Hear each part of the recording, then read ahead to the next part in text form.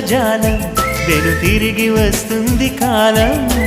రేపుగా మన పాపగా పుడుతుంది సరికొత్తగా